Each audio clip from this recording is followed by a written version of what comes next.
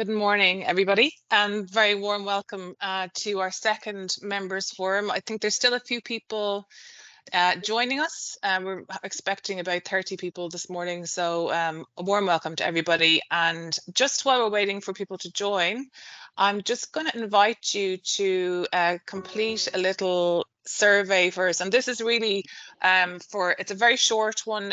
The link should be in the chat there now. It should be coming to the chat now. So just a very quick one to see where you're at in your own journey on the Nature Positive Roadmap. It's really a metric for us to see if you're engaging with the content and how far you've progressed with it. And and if you're not engaging with it yet, it's also good for us to know if that's also the case, so we can gain some insights from that. So just a quick 4 questions, and we'll quickly present that information to you in a couple of minutes when we have some responses to show you. So welcome to anyone who's coming in there now as well. We present those responses, Emer, or should we maybe present them a bit later on? Yeah, well, at the moment, for those that have responded, this is the first time coming to this forum, so they weren't at the last, the very first one that we had. Okay. And in terms of starting, so far with one of the responses, goal A1 has been started. Here, I present this now so we can see it as they're coming in. 1 second. I'm going to just share this here. I'll stop sharing there. Perfect. And there we go. This should be coming up there. Can you see that now on the screen? Not yet. Okay, sorry. Yeah, it's just taking a moment. Sure. It's coming up there now. Yeah. Brilliant. Okay. So we have the majority. This is our first, the first time coming to our members forum, and we are delighted that you all are here. And we will be going through what the platform does, for whether you were just a first time joining us, or if you were there last time in March as well. Yeah, and as Lucy was saying, it's just for us to get an idea of who we have in the room and where people are at in terms of their nature positive journey. So we've had 9 responses submitted so far. So like that, if anyone else has joined, I'm just going to flick to the next one anyway, Lucy, and we can come back to the first response. So if you've started your nature positive journey since the last forum, so if you weren't at the last forum, you wouldn't have started it yet. We do have a number that have started it, so it'll be great to delve a bit into that, and we'll all be able to learn from each other as well today. I'm just going to look at the next response now as well. So for the response we had, goal A1 has been started, and that's brilliant, because it's that first step it's often the most challenging step, but just to get started. And we will be going through the steps that we use in the platform to get our members started on the journey. And yeah, we would love some words for challenges. Would be brilliant, because like there are a lot of initial challenges and ongoing challenges in transforming to being a nature positive business. But it could be whether it's resources, whether it is staffing resources, financial resources, expertise, understanding of the whole area of nature positive, and understanding the impacts and dependencies we have on nature. So if there was any words, things that just jump out to you, what is the thing that you find hardest about starting this journey? Even if you've looked at our website already, what were the challenges that you feel for yourself as an individual or on behalf of your organization for progressing to this nature positive state? So that's great. We can come back to that, I think, when everyone's had a little chance to think about what their greatest challenges are. And I am going to jump right back in to Okay, the brilliant. content for today, and hopefully you can all see that screen. Great. So again, this is our second members forum. We're planning on doing these on a quarterly basis. And I'm going to talk about the essence of the forum and the sort of objectives of the forum in a moment. The quick run through of the agenda today. Myself and Emer and Fiona are part of the Business for Biodiversity team. My name is Lucy Gaffney. I'm sort of the director of the platform, and I've sort of been leading the development of the content and the platform since its inception back in November 2021. And Emer, if you want to do a quick intro for yourself. Yeah, hi, I'd just like to welcome everyone. So my name is Emer Gould. I'm an ecologist and I research for the Business for Biodiversity platform. I'm delighted to have you all here today. So Fee. Hi, I'm Fiona. I'm the Communications Executive for both Business for Biodiversity Ireland and Natural Capital Ireland. So I've been doing things like the social media and blogs and that kind of thing, and also helping get the Commons pack ready for members. So yeah, we'll be sending you out some suggested posts and stuff to help you spread the word on this. Thanks. Great, thanks, Fee. So we probably don't have time. Sometimes we would like to do a little tour de table to see who's in the room, but if you would, if you can put your organization into your tag on Teams. I'm not sure if you can edit it like that, but I know that we have great representation across a lot of different organizations. It's great to see Dairygold here. It's great to see NTR and the National Biodiversity Data Centre. That there's just a few people who are in the room today. So again, everyone is very welcome. So a little bit of housekeeping first. This is a forum, so it is discussion focused. We do want you to ask questions. If feedback is really essential, because ultimately the members will shape the content of the platform. And we are recording the session, but we're only going to be using the presentation aspect to create an asset on the members forum, so you can review that or share it with other members. There's a Chatham House rules in place for any of the discussion elements as well. If you can add your organization into your Teams label, then please do. And we're all starting out as muted, and of course you can unmute whenever you have a question in the discussion phase of this session. So the forum in itself, the point of it is that we identified a need early on for facilitation of discussion. So ideas sharing, cross-pollination of what different sectors are doing, and just somewhere where people can have that discussion and share those challenges, but also share learnings. And that's what the essence of the forum is about. It's really important that we get active feedback from the members so that we can tailor the platform experience and improve the platform experience for you, and make sure that all of the content is relevant and useful to our member community. And also it's great because we have a direct connection to government, and we can advocate on your behalf to create a more enabling environment for businesses to progress on their journey to nature positive. So we're gathering information on what's needed to advocate to create those enabling conditions. The platform is about mainstreaming biodiversity concepts, active learning, sharing knowledge, openness, and in a pre-competitive setting, sharing your learnings with peers, building our own capacity as a community within Ireland, and offering guidance and best practice and developing those. And so we're taking that on a sector level approach. And of course, we're a small team right now, so capacity is limited, but we're going to approach the energy sector first and ultimately deliver a transition plan, or in terms of nature positive, a best practice guidance of sector by sector. So that's sort of the long-term strategy.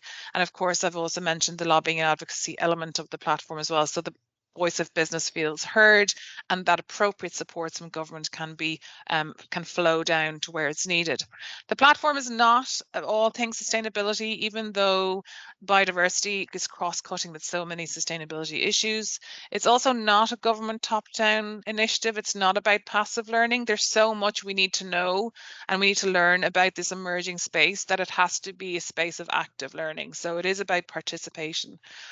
It's also not a marketplace for sustainability or biodiversity solutions. So we just wanted to be very clear that this is not really the function of the platform to sell biodiversity solutions within the community. There's other spaces for that.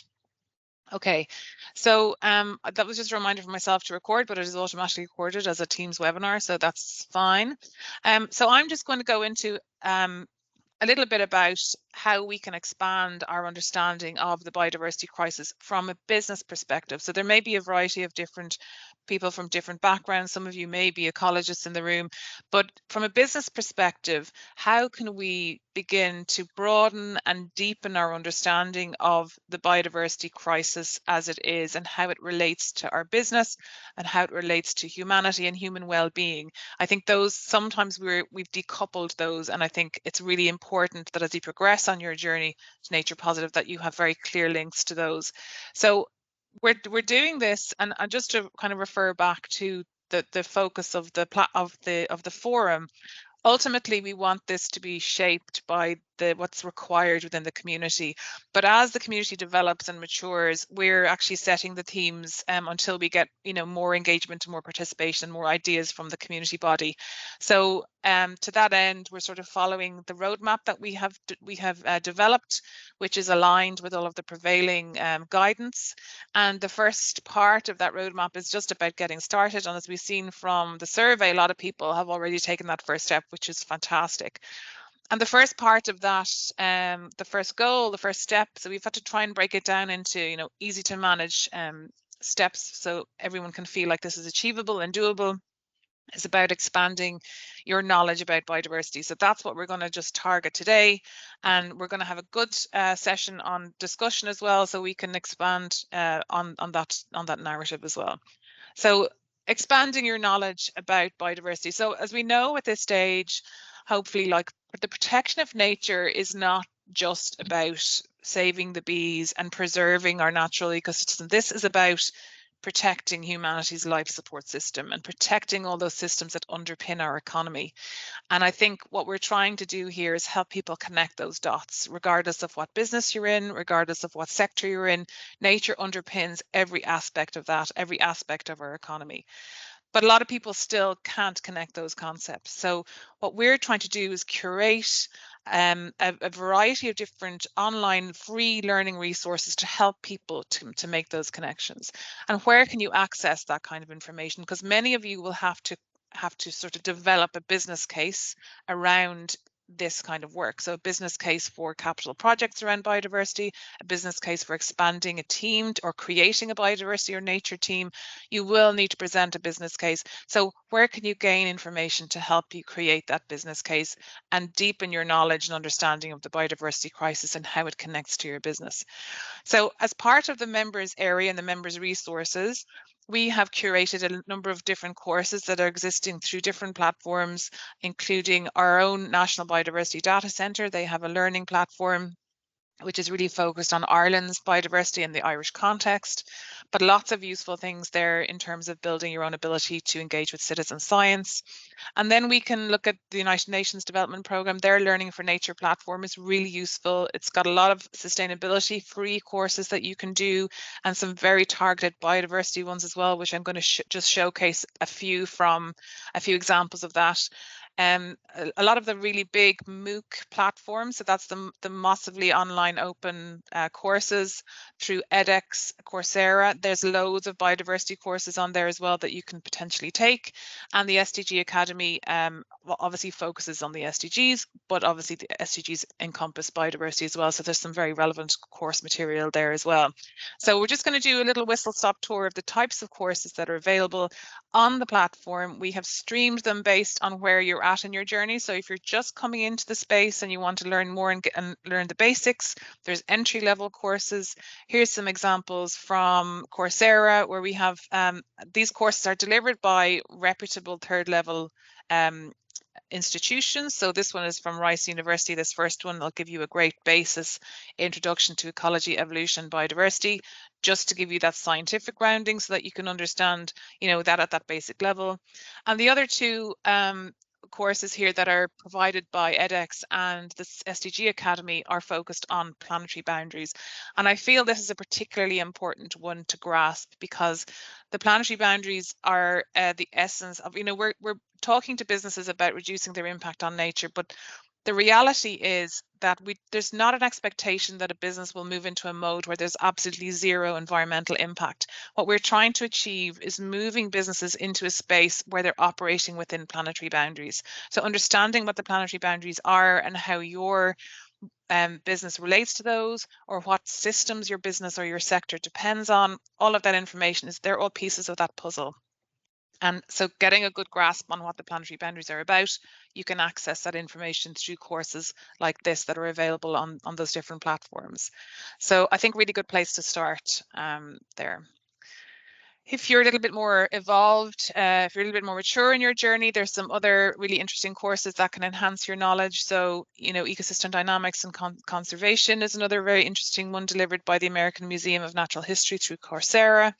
And a really nice one there on ecosystem services, a method for sustainable development, there through the University of Geneva.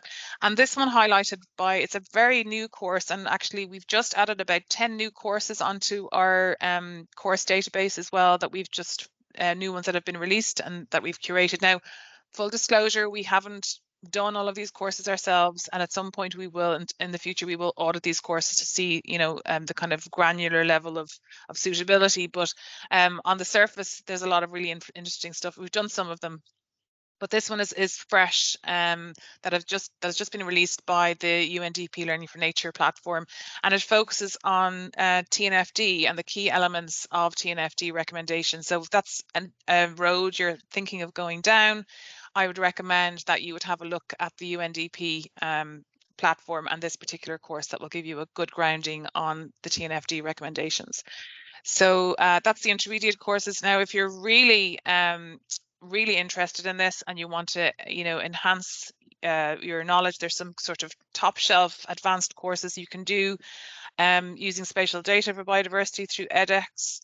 Very interesting course. The sustainable commodity supply chains, that'll help you to maybe figure out an approach for your scope 3 impacts. And then Stanford University Online offer a basic course on an introduction to the natural capital approach. So as you can see, there's something for everyone. If you're at the starting blocks, you can go in at those entry level points and enhance your knowledge that way and build from there. Now, if you don't have time to do those courses, because some of them, like the TNFD one, is 6 hours, some of them, now they are self-paced, so they give you a range of time. It might be 1 to 3 months, which seems like a big commitment, but they are self-paced. I have done 1 or 2 of them before, and you can do them in a week, but it might be 25 hours. If you don't have that kind of time, I would highly recommend watching this selection of videos, because it gives you a fantastic grounding on what the key issues are. So the David Attenborough one, I sometimes speak to schools, and I will, in 6th class students, and I will show them this video because it's beautifully animated and it really brings home the messages very, very clearly. It's giving you the fluffy stuff around biodiversity, but also that deep connection to human well-being and our life support system. And the other ones are the Save Our Wild Isles. So I don't know if we can get a little show of hands there. If anyone who's watched the Save Our Wild Isles videos. I want it to be low because I want to show you something new. We haven't had too many shows of, okay, we've got one person who's watched them. Great. Fantastic. Okay, so this will be new to everybody, which is exciting because it's going to bring you some new insights. And then anyone who's watched Breaking Boundaries on Netflix? Any hands up for that one?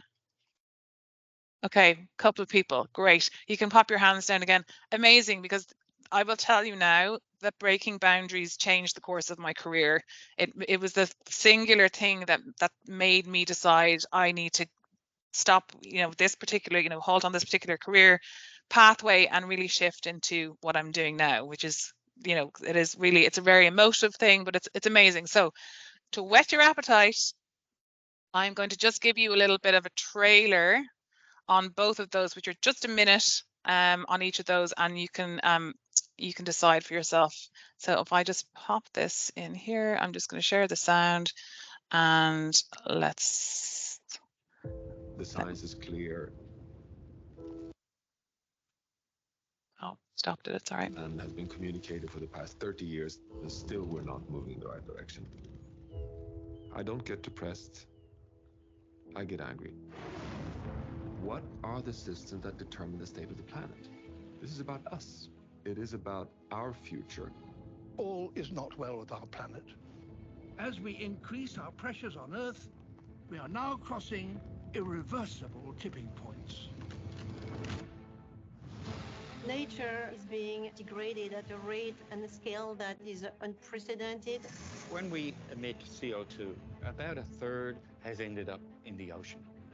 There's no sign of any wildlife at all. Based on the 7.5 million deaths, we have already crossed the boundary as far as aerosols are concerned. As we manipulate the planet's climate, we're literally playing with fire. Are we concerned about fighting the climate crisis? The window is still open for us to have a future for humanity. We still have a chance. What we do between 2020 and 2030, it will be the decisive decade for humanity's future on Earth. Human health, animal health, and environmental health, the three are so much linked. We've covered the whole planet with knowledge. The future is not determined. The future is in our hands. It's a remarkable time to be alive. You may never look at the world in the same way again.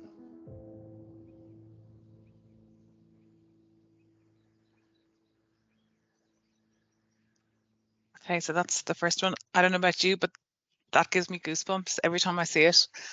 Okay, that's just me. Right, so the other one I just want to show you is a very quick. This is the trailer for the Save Our Wild Isles business films as well. So this, in case the previous person in the kind of lead presenters of the previous documentary are Johan Rockstrom from the Potsdam Climate Resilience Center. And of course, the very recognizable David Attenborough, but it also features Professor Dasgupta as well, who did the Dasgupta report. So key scientists, it's a fantastic watch.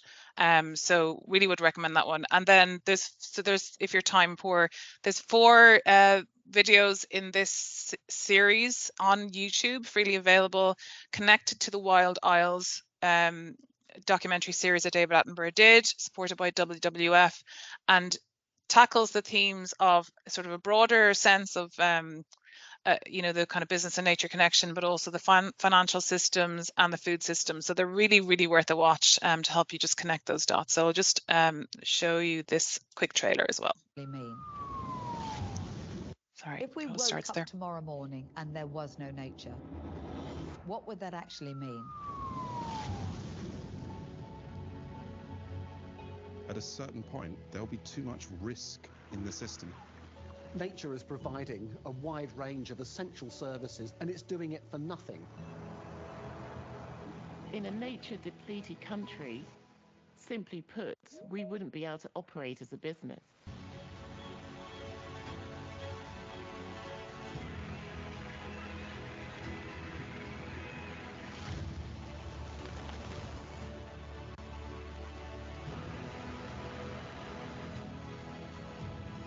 Unless we see ourselves as inherently part of nature and connected to it, the environmental crises that affect us will only get worse.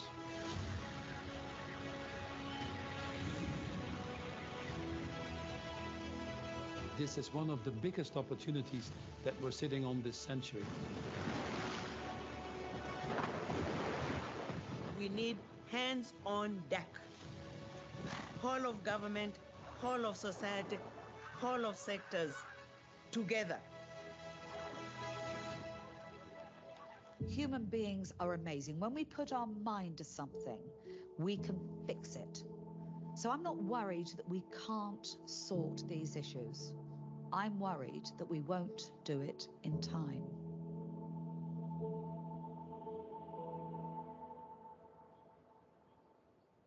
Okay, super. So I hope you feel suitably inspired by all of that. Well, I can see it, Fee. Yeah. Yeah. Okay, cool. That sounds like you all had really, really good discussions in the breakout rooms. So what I'm going to go through now, it's kind of a bit of a whistle-stop tour of the website. So I'm hoping that most of you have gone onto the website and have had a look at it, but basically this is the home page. And you can see the yellow box there up on the right-hand corner for clicking into your members to the members section. So once you have become a member and you have your password and everything set up, you're then able to access this part of our website, which is which holds all the really important information. So Lucy, oh yeah, brilliant. So when you click in, you come into the website. So our subscription fee time has started. And like for SMEs, you can pay via credit card, and for the larger organizations, EFT. But basically what we have in this page is kind of bringing you to the introductions on but basically the goals and how to follow your roadmap to nature positive. So if you want to click onto the next one, Lucy, because I think we go, yeah. So this, when you click into the roadmap to nature positive, so the graphic you're seeing here, it's the Act D, the assess, commit, transform, and disclose.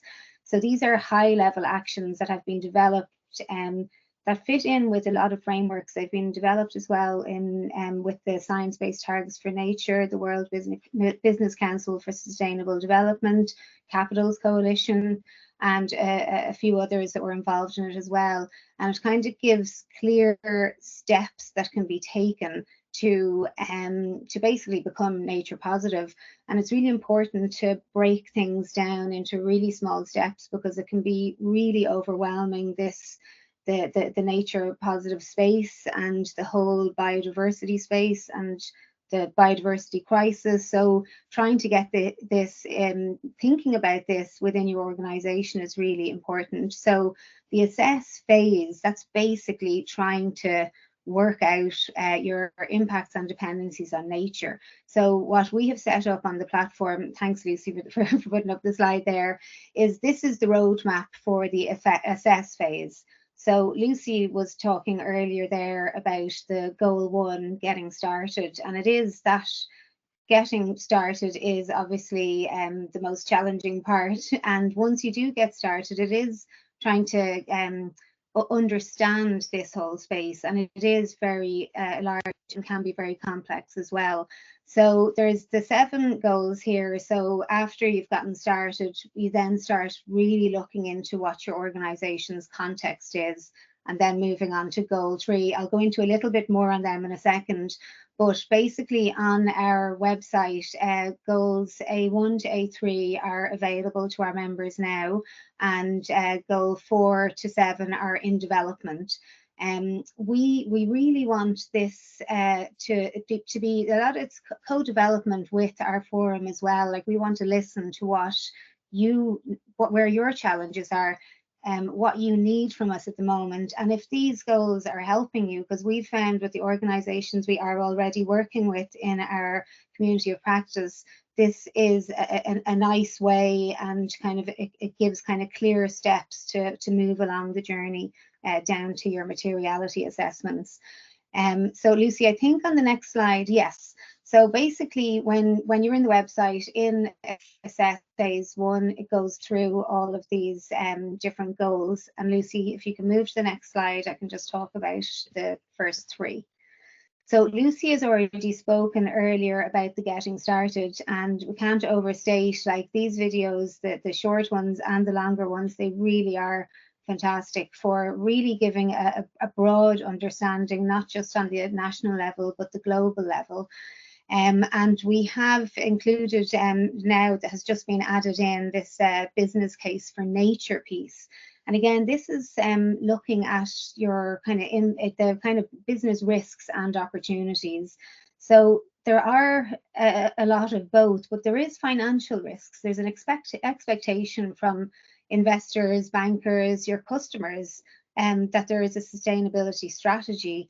And in terms of even getting funding and bank loans as well for your business, it is really important that you are acting for nature.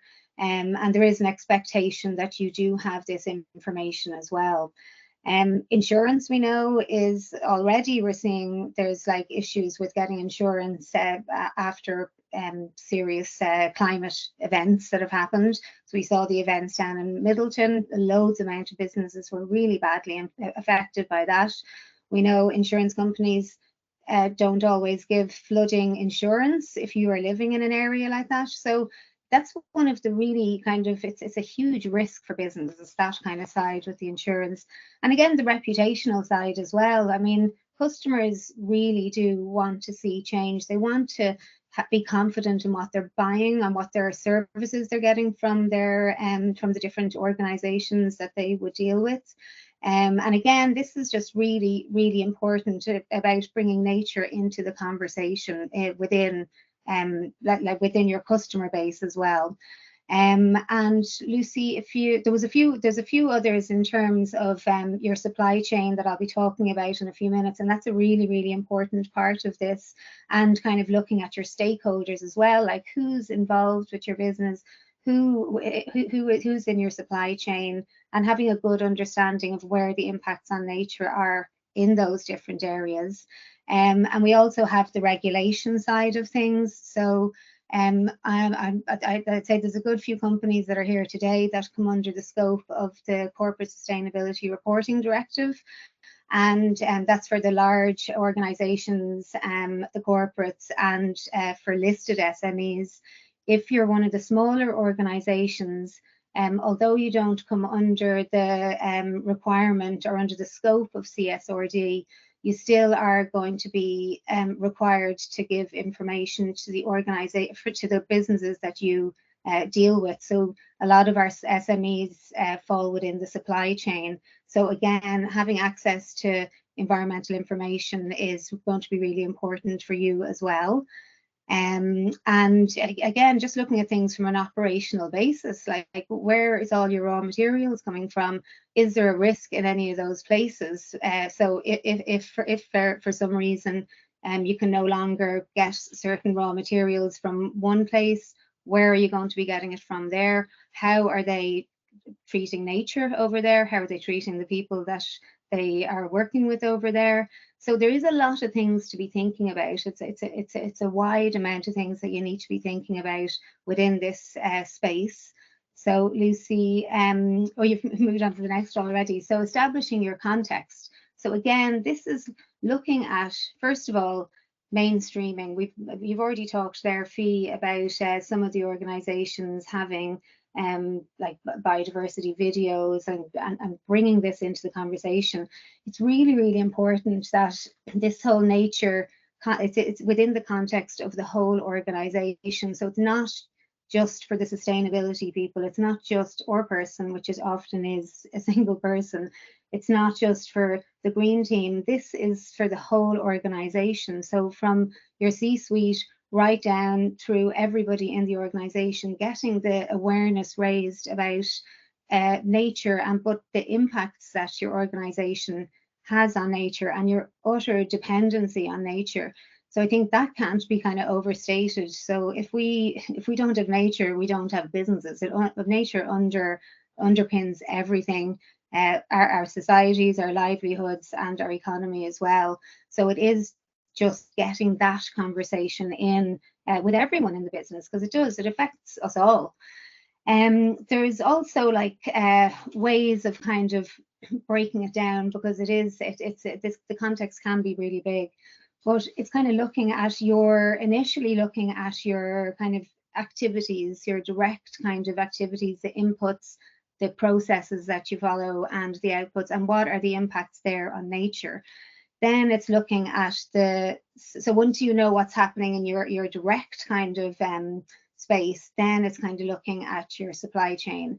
And again, the supply chains can be very, very large, very small. You've got upstream, you've got downstream, and it's looking at the relationship you have along your value chain, but also where are their impacts on nature. So say whether it's the company you're buying your paper from, where is that paper being made? Where is it coming? Is it sustainable?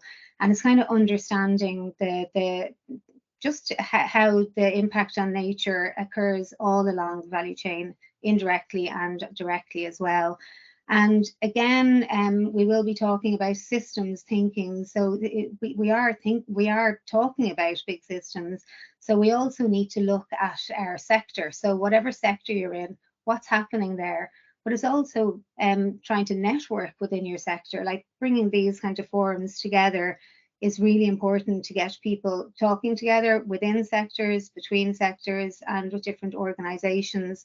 And I think one of the key things we want with this assessment phase is that we're kind of following the journey together. So we're learning from what the challenges are that the different organisations have, and then we are here to bring the information to you. But we also need you to highlight where your challenges are as well.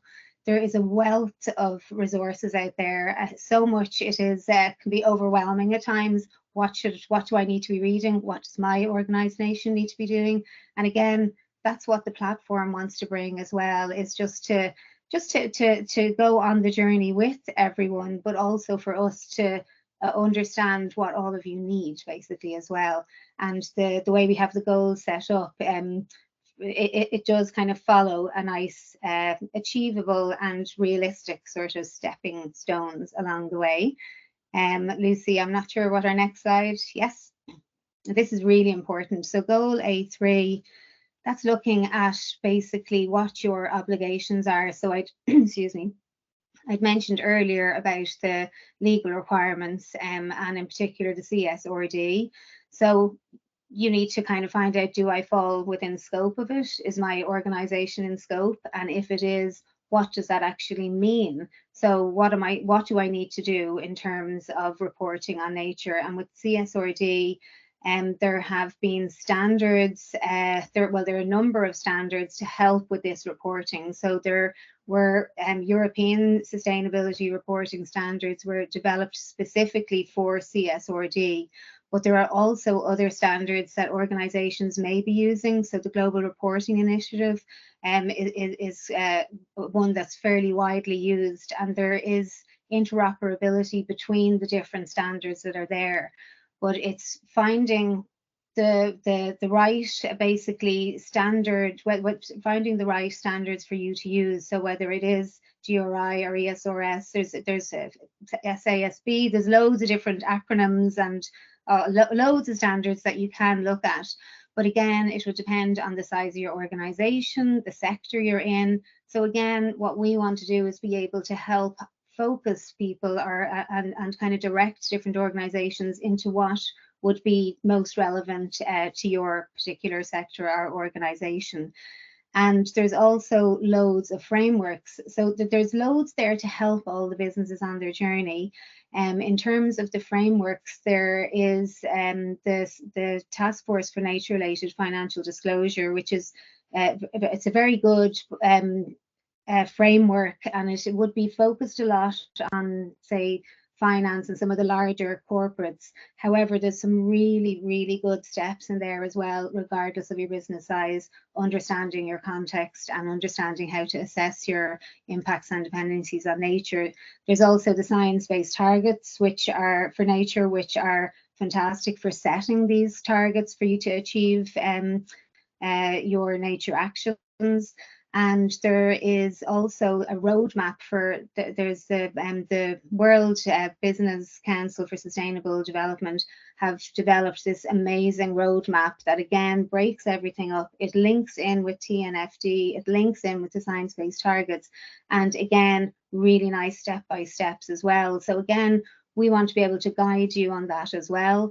And with the platform here, we have good relationships with the European Business for Biodiversity platforms, and we're all learning from each other within that sphere as well, and bringing kind of the latest what's happening, because it is such a dynamic space and there are changes happening, and it's kind of really important that we all are keeping up to date with that. And that's what we want to be able to do as the platform for our members, because that is really important. Lucy, do you want to? Oh yeah, this as well is a really special part of the website. So we really, really want to hear from you. What are your challenges, whether you're at the very beginning, whether you have already started, Or do you have any maybe input to give us, something that you have found has worked in your organisation that you'd like to share, that we can share with our members as well? And it's a really useful tool. We want to answer all your questions. So if there's anything that you want to ask us, and like we can share this between us as members as well, and be able to discuss different questions, challenges, barriers, and positives as well. So do please use that section. Whenever something pops into your mind, you can hop in and put in a question, which would be brilliant. Excuse me. And again, resources, loads of reading, and we have curated a number of ones that are really, really useful. You may know of other reading that you find very, very useful. You can let us know, and we could add it to our resources as well. And again, because there's so many different sectors as well, you know, there could be really good reading resources that maybe we haven't heard of yet. So do please bring that to our attention.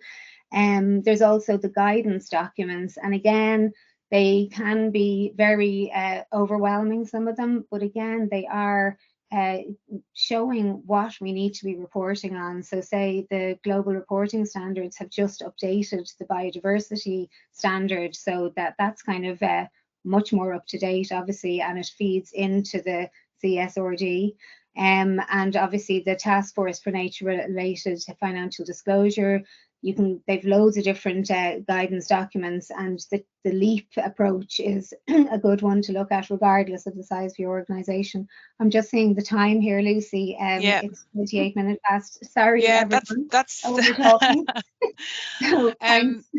Thanks, Emer. Yeah, just to say that we really welcome, just to reiterate, we really welcome all feedback that you can give us on terms of the user experience within the platform, your experience within the members forum. This is only the second one, so you know we're also still learning, and we're all in learning mode here. That's the only way to be, I think, and we're absorbing everything. And the more interactions we have with business, the more that we can help. You can help us shape this platform, because this platform is for you.